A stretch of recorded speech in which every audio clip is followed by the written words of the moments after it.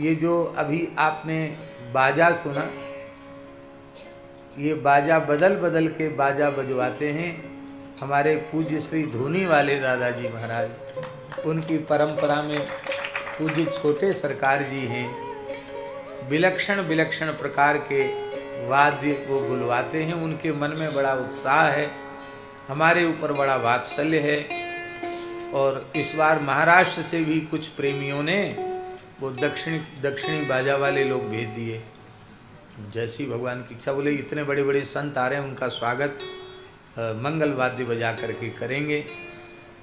पूज्य छोटे सरकार जी ने सहनाई वाले भी भेज दिए, लेकिन इतनी भीड़ में बेचारे वो बजावें कहाँ, बैठें कहाँ। तो सरकार बोले कि अभी मन नहीं भरा, कल बजवाएं, जैसी उनकी इच्छा। तो धूनी वाले दादाजी हमारे भारतवर्ष की सिद्ध संतों की परंपरा में एक महान महापुरुष थे, कहना अच्छा नहीं है, क्योंकि वो तो भगवत रूप ही हैं। अद्भुत उनका विलक्षण चमत्कारिक जीवन, साक्षात भगवान शिव के रूप में लोगों ने उनका अनुभव किया। एक गौरी शंकर महाराज थे,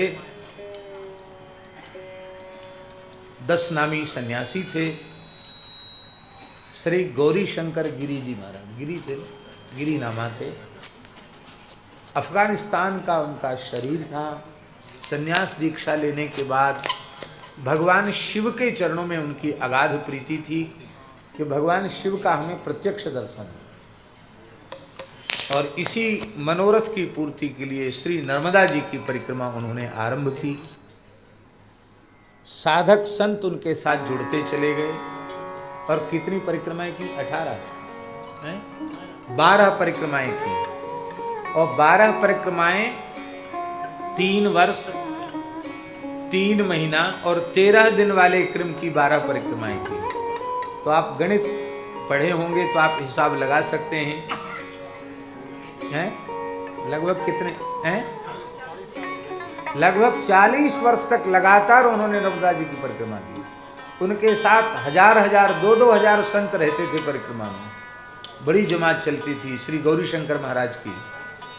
और जब उनकी 12 परिक्रमा हो गई तो उन्हें बड़ी ग्लानि हुई कि हमको शिवजी का दर्शन नहीं हुआ। तो साईं खेड़ा, एक साईं खेड़ा की बात है ना, जहाँ वो नर्मदा जी में जल में है, साईं खेड़ा की बात है। नर्मदा जी वहाँ बहुत गहरी है। उनको मन में बड़ी ग्लानि हुई कि भगवान शिव ने हमको दर्शन नहीं दिया, तो हम नर्मदा जी में ही अपना देह जीवित जल समाधि ले गए। नर्मदा जी के अगाध जल में चले गए। पर आश्चर्य था कि वे उनके घुटने के ऊपर ही पानी नहीं गया। यहाँ जहाँ हाथी डूब जाए वहाँ घुटने के नीचे पानी नहीं। आश्चर्य कैसे हो गया? जब बीच धारा में पहुँचे तो उनको लगा कि कोई कन्या उनकी उंगली पकड़कर खींच रही है। हैं? अभी छोटी सी बच्ची आई थी ना, अभी कहाँ गई वो छोटी सी इतनी छोटी लाली के रूप में एक लाली आई, वो उंगली पकड़ के खींच रही है। अरे ये कौन? ये कोमल स्पर्श किसका? देखा, छोटी सी कन्या। तो ये अगाध जल में अर्धरात्रि के समय ये कन्या कैसे अब मेरी उंगली पकड़ रही है? बोले तुम जीवित ही जल में डूबना चाहते हो, ये ठीक नहीं है, तो ये विचार छोड़ दो। बोले विचार कैसे छोड़ें? हमारे मनोरथ की पूर्ति नर्मदा जी ने नहीं की, हम तुम्हारी बात क्यों माने? तुम क्या नर्मदा हो? ना, हाँ मैं नर्मदा हूं। और तुम्हारी भक्ति पर रीझ कर भगवान शिव तुम्हारी जमात में बरसों से चल रहे हैं। वही धूनी वाले दादाजी, वो कड़ाही मांजते हैं, रसोई बनाते हैं, सारा काम अपने हाथ से करते हैं। वो साक्षात तो शांत करेंगे। कहाँ? यहाँ से हैं? कितने बजे? कहाँ?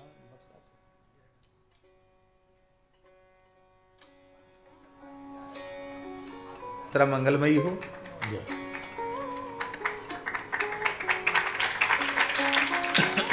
तो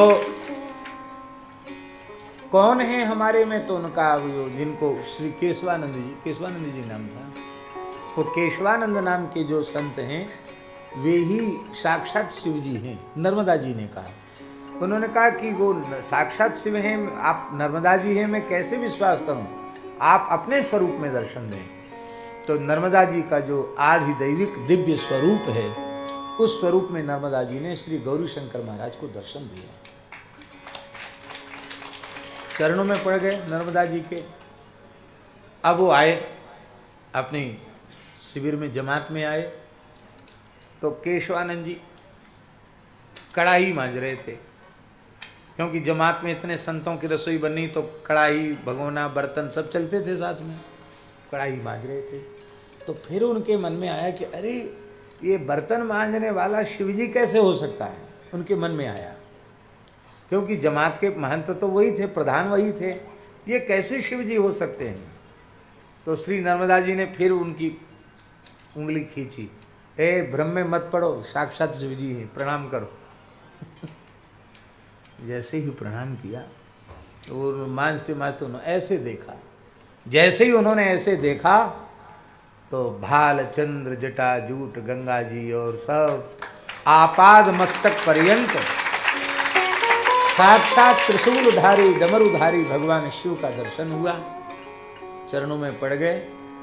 तो वर्षों से भगवान शिव ही उनकी जमात में सेवा कर रहे थे, और उन्होंने कहा बस अब ठीक है, हमने तुमको पहचान लिया, तुमने हमको पहचान लिया, ऐसा कह के वहाँ से वो चले गए।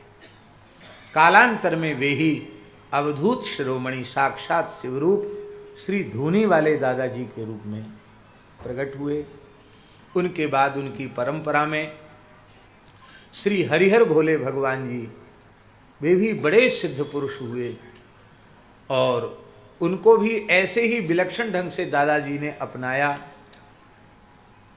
आप इतने से ही अनुभव कर लीजिए। बंबई गए हैं आप लोग? बंबई कौन कौन गया?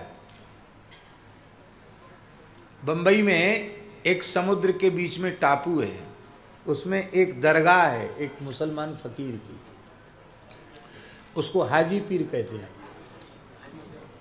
हाजी अली की दरगाह है। वो हाजी अली मुसलमान था, नाई था, और दादाजी को भद्र करता था। वो उसमें श्रद्धा इतनी थी कि उनके जो भद्र करने में जो बाल निकलते उनको निगल जाता था, खा जाता था। इतने दिव्य पुरुष के बाल भी बाहर क्यों फेंकें। एक दिन दादाजी की कृपा हो गई, बोले जा समुद्र की बादशाहियत तुझे सौंप दी। और वहाँ जाकर वो बैठ गए तो हाजी अली आज दरगाह है, लाखों लोग दर्शन करते हैं। ऐसे सिद्ध पुरुष थे। हरिहर भोले भगवान जी भी ऐसे ही दिव्य सिद्ध पुरुष थे।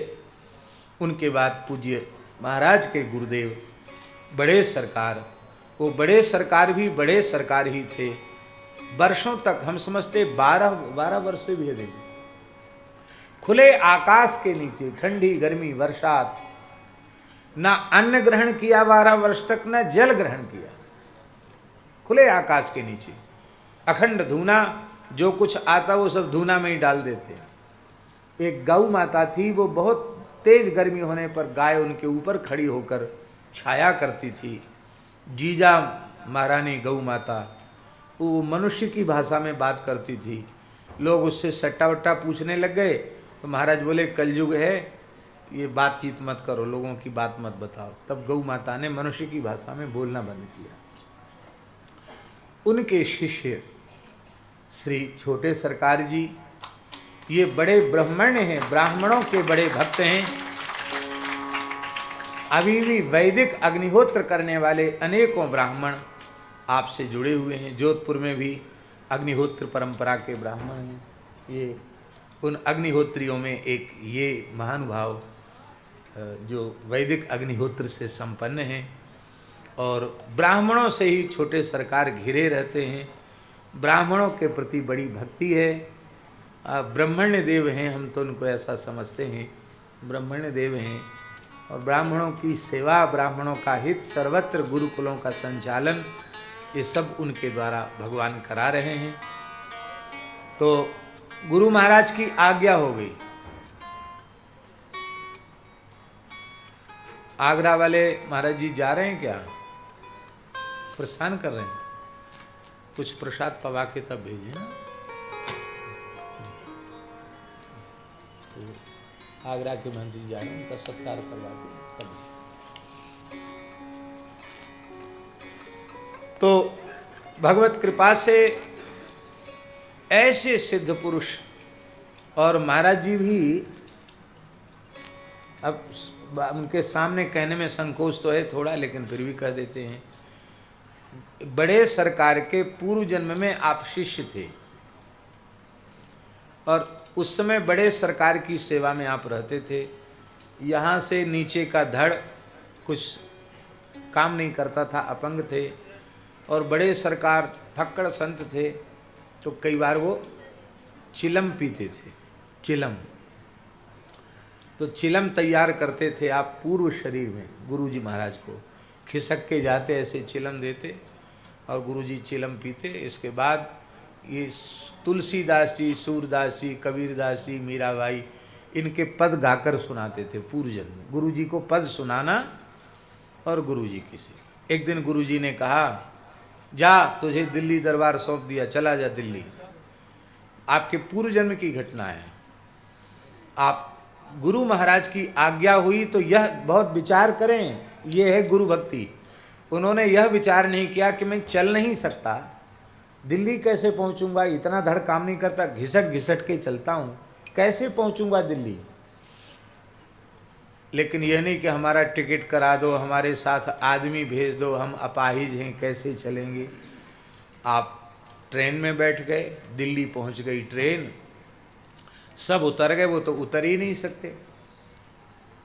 तो कुली आए, बाबा कहाँ जाना है? बोले हमें दिल्ली जाना है। तो दिल्ली तो आ गई, उतर जाओ। बोले हम उतर नहीं सकते। उन्होंने उतार करके उनको धर दिया प्लेटफार्म पर, वहाँ बैठे रहे। पुलिस वालों ने पूछा, बाबा जी कहाँ से आए हो, कहाँ जाना है? बोले हमको तो गुरु महाराज की आज्ञा भई है, दिल्ली दरबार जाना, दिल्ली आना है। तो दिल्ली तो यही है, यहाँ प्लेटफार्म बैठने की जगह थोड़ी है। तो उन्होंने, पुलिस वालों ने उठाकर बाहर पधरा दिया, विराजमान कर दिया। एक गन्ना बेचने वाला था, गरीब आदमी, ठिलिया लगाता था, ठंडी मीठी गनेरी ले, ठंडी मीठी गनेरी।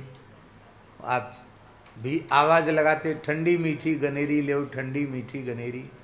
उसके गन्ना ज़्यादा बिक गए, उसकी श्रद्धा हो गई। बोले बाबा कहाँ जाना? हम दिल्ली जाना। तो चलो अब कहाँ रुकने की जगह आपके कहाँ? बोले पता नहीं, गुरुजी की आज्ञा, दिल्ली आ गए। तो हमारे घर चलो। चलो, तो ठिलिया पर बिठाकर अपने घर, गरीब आदमी था, झुग्गी झोपड़ी वाला, बाहर में टाट लगा कर उनको रख दिया। कहा महाराज यहाँ रहो, भजन कीर्तन करो। तो सवेरे उसके साथ चले जाते गन्ना बेचने, ठिलिया पे बैठ के, आवाज़ भी लगाते, कीर्तन, और रात को कीर्तन करते, नाम संकीर्तन करते, पदगान करते।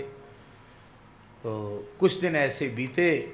अमावस्या आई, बोले यमुना स्नान करने जाना है। यमुना जी में स्नान किया और वहीं बैठ गए, जहाँ आजकल दिल्ली में दादा दरबार स्थान है, निगम बोध घाट के निकट ही है, और वो महाश्मशान रहा है।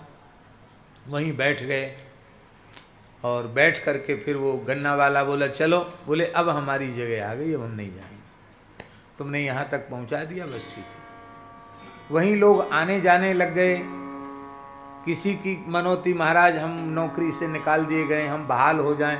बोले यहाँ गड्ढा है, मिट्टी ला के भरो, गड्ढा पाटो, हो जाओगे। लोग बीमार आए तो कोई एक फूल की पखड़ी दे दी, लो ठीक हो जाएगा, ऐसे होने लग गए। उस समय देश स्वतंत्र हुआ था और देश के प्रथम राष्ट्रपति डॉक्टर श्री राजेंद्र प्रसाद जी थे। उनको अस्थमा था, दमा। राष्ट्रपति थे तो उनकी चिकित्सा का तो अभाव नहीं था, लेकिन वो दमा किसी भी प्रकार से ठीक नहीं हुआ। उनकी बहन थी, वो आप जब पूर्व शरीर में थे तो उनके पास आई। बोले बाबा जी हमारे भाई साहब राष्ट्रपति हैं लेकिन बहुत बीमार रहते हैं, उनको दमे की शिकायत है, कोई दवा काम नहीं करती है, आशीर्वाद दे दो।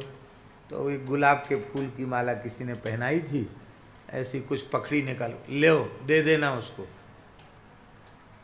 दे दिया। तो यद्यपि डॉक्टर राजेंद्र प्रसाद जी की बहुत श्रद्धा नहीं हुई कि माताएं भावुक होती हैं, कहीं से किसी बाबा जी से फूल की पखड़ी ले आए, फूल की पखड़ी खाने से कोई बीमारी ठीक होती, उनके मन में यही भाव था राजेंद्र प्रसाद जी के मन में। लेकिन बहन कह रही है पीछे कर रहे खाई लो, और उस समय प्रकोप था बीमारी का, खाते ही वो ठीक हो गए। उनकी बड़ी श्रद्धा उत्पन्न हुई, अरे चमत्कार हो गया। तो बोले बाबा जी को राष्ट्रपति भवन में बुलाओ। तो बहन जी ने कहा कि आपको राष्ट्रपति भवन में बुलाए। बोले हम किसी राष्ट्रपति के यहाँ नहीं जाते हैं, उनकी गर्ज हो तो यहाँ आवे, हमको क्या जरूरत है राष्ट्रपति की। जिनको कछु न चाहिए वे ही सांसद खुले में बैठे थे। अब राष्ट्रपति आएगा तो राष्ट्रपति के पहले वो जगह उसके नाम होनी चाहिए, वो सब सरकारी कानून है ना। जैसी तैसी जगह में राष्ट्रपति देश का प्रथम नागरिक है, वो तो ऐसे नहीं जा सकता। तो पूरी भूमि अलॉट हो गई, बाउंड्री हो गई, स्थान छोटा हो गया, फिर राष्ट्रपति महोदय आए। इसके बाद उन्होंने कहा हमारा, उनके समय में निर्माण नहीं हो, बोले अब हमारा काम हो गया। और उन्होंने अपने देह का विसर्जन किया, समाधि ली, और गुरु महाराज ने उनको समाधिस्थ किया। पर जाने के पहले उन्होंने कहा था मैं इस शरीर से गुरु जी की जी भर के सेवा नहीं कर पाया, अब बढ़िया शरीर लेकर आऊँगा तब गुरु जी की सेवा करूँगा, और इतनी तेज दौड़ लगाऊंगा कि तुम लोग हमको छू नहीं पाओगे। ये कह के गए थे आप, और आपने फिर पवित्र कुल में जन्म ग्रहण किया। और गुरु महाराज बचपन में ही माता जी ने जब सौंपा, बोले ये बचेंगे ही तब जब इनको दरबार में समर्पित कर दो। दरबार में समर्पित कर दिया गया। और जैसी निष्ठापूर्वक आपने गुरु सेवा की है, आज ऐसी गुरु आज्ञा पालन और गुरु सेवा का उदाहरण खोजना मुश्किल है। जैसी आपने सेवा, अहरनिश सेवा। अब गुरुजी तो गुरुजी थे, अब बहुत सेवा करनी होती थी, और थक गए तो ऐसे ही खड़े खड़े जम्हाई आ गई। आपके जीवन की घटना, एक कर कमल का प्रहार गुरुजी ने किया, थप्पड़ लगाई। ये तो पता ही नहीं था कि क्या हुआ क्या, एक जोर से थप्पड़ गुरुजी का पड़ा। कहीं जमाई क्यों आई?